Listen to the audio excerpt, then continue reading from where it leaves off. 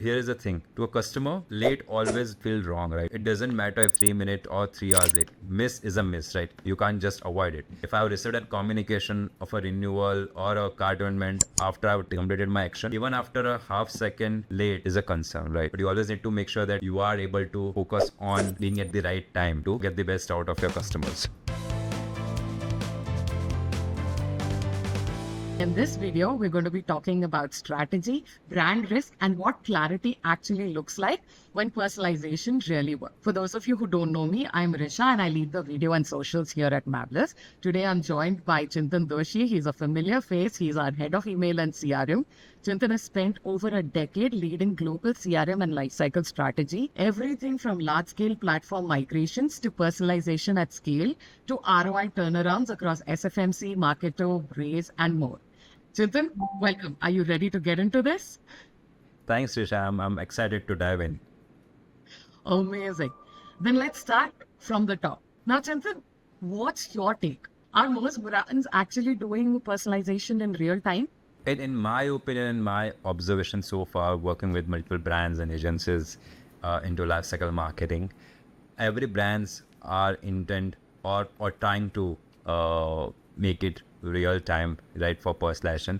But what normally is often labeled as a real time is usually delayed or out of sync triggers that shows up on misfires at customer's end, which normally doesn't feel right because you need to understand your customer that if they receive anything which is late after that action has been taken, right, that's not a good experience you want to deliver it to your customer base. So they normally try to make it real time, but then the challenge they have is the tech stack overall, right? And we also need to remember that it's not always about the customer experience problem, right? It's the revenue problem, because if you miss an opportunity, you're missing an opportunity of not giving a wow experience to a customer, but also missing the opportunity to get the revenue. When messages arrive at a wrong moment, at a wrong timing, you're not just annoying customers, you are actively training them to just ignore your brand and communication. That impacts your overall engagement rate, increases unsubs, churn, right, and ultimately makes difficult for your lifecycle marketing team to bring in more revenue, right? Let's also try to understand few of the scenarios, right? So first of all, let's say a card reminder email, right, or messaging, right, which lands into customers inbox or SMS or notification, right, while the customer has already checked out. Now that's not an issue of a lifecycle marketing team or messaging, right? It's the issue of a data which needs to be synced, right? So another example which comes on top of my mind is a re-engagement push, right? Hitting the next morning when the customer was active night before, right? So surfing your web or surfing your app, right? Now that's not the good experience you want to deliver, right? You need to be real time when they're actually coming and interacting with your application, right? Be it web or mobile app. Or you have a, let's say, renewal notification reminder, right? For any of the application subscription, right? Let's say I've subscribed to a app. Now that renewal of that subscription needs to be done. Now getting those renewal reminder emails right after the subscription is already being done or being cancelled. Now that's not a good sign, right? Because already there's a scenario that the customer might be frustrated and might have cancelled and still receiving an email to renew it, right? You are already hampering the overall experience. And we see this daily when we are reviewing the accounts, right, for our customers, be it Braze or any other platform. We are seeing it into their platform and market automation system that there are dashboards which are where everything looks fine in terms of the data, where we go into the audience and profile and try to see the different attributes and how soon they are getting updated. But when you go through and see the canvas, right, or the customer journeys, right, you always see there are some missing elements, right? Giving you one example specifically for a health and fitness brand, right, which is already a customer of Marvelous, right, and we are supporting them on Braze for managing their overall life cycle stages. They came with a challenge, right, where that they were confident that that setup is real time, the data is getting synced properly, the journeys are triggered, runtime with real time information, but it was not actually when you go further and review it. So giving an example, abandoned emails were landing after checkout, which we already discussed, and this was hampering their overall experience, and this was a missing element. They were always focusing on getting new customers acquired, but they were not focusing on how to retain the existing ones which are already there. And we try to improvise and fix that data syncing issue, right? We also help them in terms of optimizing their canvas to make sure that they get the right comms out, right, to the right audience, and also making sure the timing, which is a critical point, right, where comms or messaging being triggered at the right time is required. So we were able to make those changes, and there was a business impact significant where they were spending roughly 30% more on acquisition, right, in terms of spend, and we're not focusing on retaining the existing customers, which we're not converting because of the data issues. And we were able to fix it, which helped them roughly grow their retaining customer revenue around 15 to 20% for just 1 quarter. So that's what we are aiming and striving to review when we are reviewing the accounts of our customers. And if we see from a customer standpoint, right, here is the thing: to a customer, late always feels wrong, right? It doesn't matter if 3 minutes or 3 hours late. Miss is a miss, right? You can't just avoid it.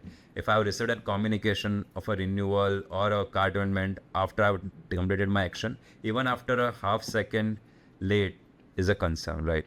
So you need to make sure that it's not about being late, it's about being on time, right? The timing doesn't matter how much late you are, but you always need to make sure that you are able to focus on being at the right time, right, to give that wow experience and also able to get the best out of your customers. Yeah, absolutely. And here's the other part of that puzzle, right? Even if your data is technically flowing in real time, things can still go wrong. Like, the system can make the wrong decision in that moment. Because at the end of the day, timing is only half of the battle, as you also pointed out. But decisioning is what we are learning that really shapes the experience, right? And Chintan, can you also unpack what this decisioning actually means over here and why it is such a risk when the leaders, when they get it wrong? Decisioning is always a key, right? The first thing we talked about was timing, right? Where the data issues can help or create a timing issue or concerns on the timing side, where it's the basically a brain around your overall mechanism, right? If your decisioning is wrong based on data, right, they are going to receive wrong comms. Let me give you a few examples here, Isha. When we are talking about decisioning, let's go through a couple of examples where we have already experienced and worked with different brands. The first one, which we already discussed, was around the subscription wellness app, where we were supporting them in managing their Braze account. There was a user pausing their billing, right? Normally, the system could assume its price sensitivity or an issue with the monthly subscription pricing, which is a normal expectation or normal assumption, which anyone would be assuming. But at that moment, when your system is identifying it's a price sensitivity issue, which is a common scenario, and if it triggers a 20% off coupon, that's where we are going wrong as a brand, right? Because think about it, a scenario where if the real signal was actually a doubt, right, whether I'm using the right app, whether I'm using the app in the right manner, right, which the subscriber had, it was not a price concern, right? It was a concern. It could be because of the usage of the app. It could be the reason they are not aware of how to leverage the app in a right manner. But when you try to give discount, it doesn't just fail to solve the problem, right? It actually undermines your brand's credibility by suggesting your solution isn't worth that amount which they're investing, right? The better move which brand should follow would be reassurance content like coaching, guidance, or similar users' testimonials, right? Or video references, right? Which can help the user to digest the content, right? And make them aware of how to get the best out of that app. Another example which comes on top of my mind is about a luxury retail brand. And I'm sure you would have already experienced it, where you are trying to surf and buy a handbag, right? And when you are trying to buy it and you instantly receive a 10% off coupon code. Now, that's a common scenario, right? Which everyone of us would have experienced it. Actually, that's not a personalization, because you are trying to do it for everyone who is trying to surf a product and get a quick 10% discount. That's the automated system, right? Which actually tries to understand a user's activity and then go back and send an automated message. Now, for premium brands, right, who are trying to establish themselves as a luxury brand in the market, they are investing millions of dollars to position themselves as a luxury brand, right? And when you start having such messages of 10% off, right, that doesn't go with your brand positioning, which you have already established. A luxury customer, which is relevant to your luxury brand, right, normally expects a wide glove service, right, authenticity verification, or a concierge support, not straightforward discount code, right? So you always need to think from your persona, right, which you are targeting. For a luxury brand who is targeting a luxury customer who is able to pay $800 or $1,000 for a handbag, 10% is not the right messaging, right? We need to send. Let's also talk about a fintech app, right, where let's say a user is exploring investing, and but they don't commit on investing on the app, right? They are not ready. They might be still thinking. They are still trying to make their decision. Now, treating that as an inactivity, right, would obviously lead to churn prevention discounts, right? But in financial services, discounts actually decrease trust. They make customers wonder what corners you are cutting.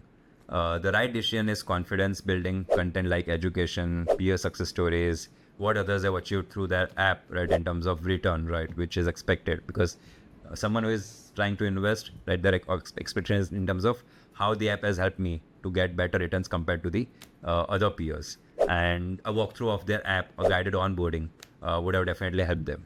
So we've talked about timing, we've talked about decisioning. But here's my bigger question. How should brands actually define the intent in the first place? Because we've seen so many teams treat behavior like it is just history. So whether we talk about page views, logins, or even past purchases, right? But that is creating a very flat and incomplete picture of who the end customer actually is and what they would be needing from your brand. So then, Chintan, I would really love to know that what really happens when the teams are reading this behavior as static history instead of just like living signal of a better, like of intent. That's a great point, Risha. Behavior always needs to be treated in a right way because those are the signals which you should bank upon, right, to uh, personalize your content, right, for your brand. When behavior gets treated as a static history, every team builds its own story about the same customer. Almost like different departments are reading completely different books about the same person. And this creates an expensive chaos within the organization and the brand. But team starts wasting time debating definitions instead of driving growth. Campaign contradict each other and leadership loses confidence in the data because nothing adds up or gives some signals for them to start excelling their overall campaign plan. For instance, let's say CRM might say 3 page views would equal high intent. Now, what page views? Which page that will we should write? The brands don't talk about it or the departments don't talk about it, right? But then product would call that casual browsing. It's a normal way of surfing, let's say. And then analytics says sample is actually too small to matter. So you see, it's the same action, but there are 3 different stories. One says only 3 page views. The other says it's a normal browsing or a casual browsing, while the analytics says the data or the sample size is actually too small for them to actually mean anything, right? As you know, the confusion later shows up in the customer experience as well, because based on this, you're going to craft your comms, right? Because each team designs journeys based on its own understanding and definition, which is already a challenge for many of the brands. And so to the customer who has no context of what's happening in the background, it feels inconsistent, right? And even random messages, right, which they start receiving, which is not connected to what they have actually been surfing and browsing. That's why I normally say that customers' signals have to be read as an intent indicator. What is their intent? What is the indication they are giving? Not just an activity of just surfing 3 pages. It's not about what happened. It's about what the customer is trying to tell or is trying to accomplish, what they are trying to achieve. So for an example, or instead, let's say if someone who added products to a wish list but hasn't checked out yet, we will take them as a exploring but paused instead of inactive, because they have added products into their wish list. They have intent to buy, but not right now, right? You need to understand what actions they are taking on your website. So exploring but pause is a scenario where the customer is still active, right? Instead of directly marking them as inactive. Similarly, if a user who never purchases but shares referral links or drive app installs, right, we would tag them as influencer, non-buyer, instead of low value, because they might not be directly impacting your customer base and revenue, right? But at least they are giving them some impact in terms of bringing in new subscribers, new people into your ecosystem. When we help teams align on this definition, the efficiency gains are immediate, right? Where you are able to get the outcome. Campaign performance improves because everyone thinks in a similar direction, because messaging would finally be aligned, right? Where every one of the different departments are aligned that, okay, this is the messaging which needs to be sent for this particular definition. Reporting becomes useful because everyone's measuring angle is same, right? And leadership can finally make confident actions because the data tells coherent story. Because here is the risk: if you don't define the behavior or as a language, every team ends up playing a different game, and your customer feels that disconnect instantly, where they are not able to get the right comms based on their user actions. All right, so there's one more risk that we wanted to bring up, which is around pressure. Even the people are watching right now, I'm sure that you would have had those moments where a brand wouldn't just leave you alone. Like you end up buying something once and suddenly you're getting bombarded across push, email, SMS, and even WhatsApp at this point.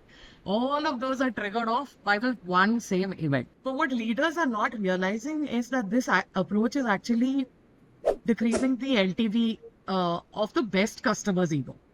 And it is also driving up the acquisition costs, right? So when Chintan, those like brands these days, when they're putting that kind of pressure on their customers, I would really love for you to address what's at stake.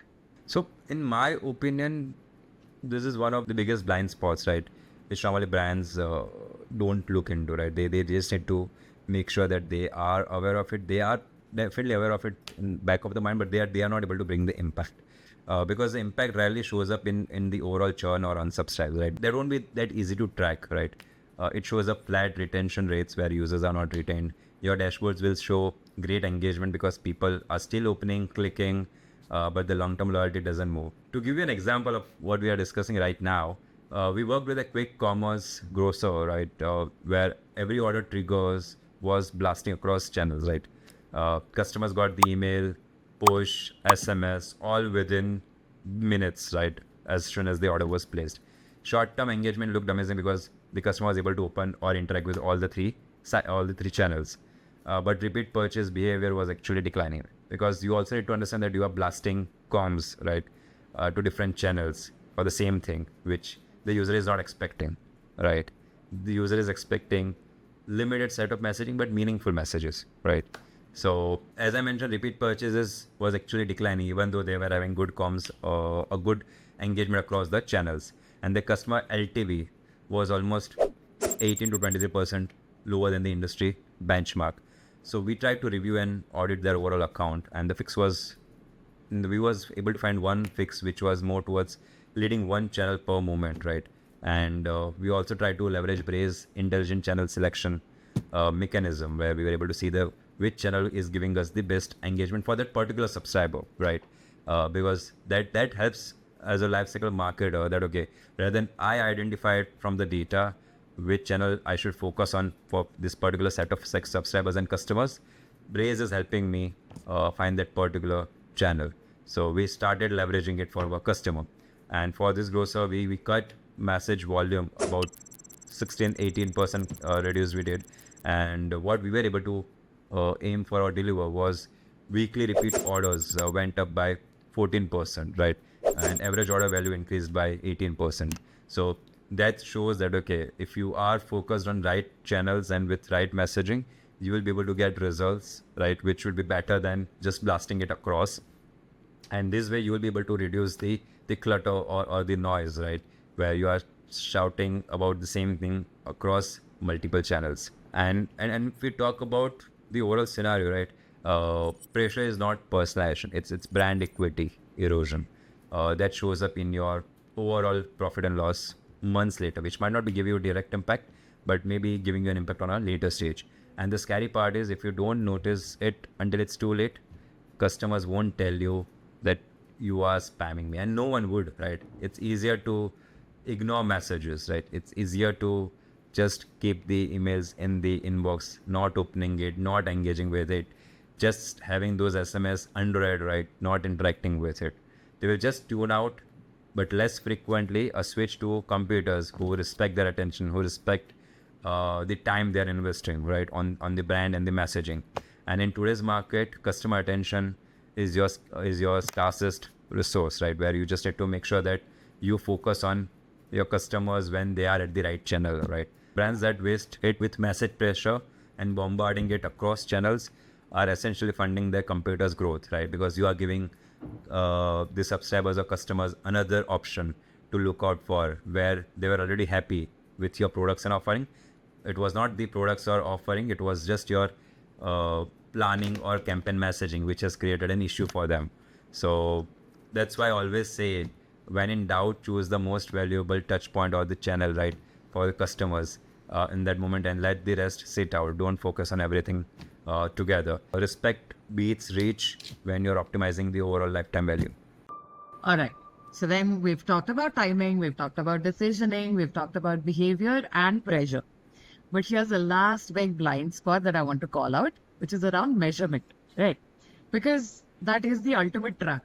Dashboards love highlighting metrics like opens and CTRs. So Chintan, how should leaders really be measuring that to know that their personalization is driving business results? Now, to be honest, Risha, and I'm sure you would be able to connect and get aligned with this point, but anything we do into lifecycle marketing, right, be it personalization, be it choosing the right channel, having the right messaging, everything boils down to one thing, which is the outcome, right?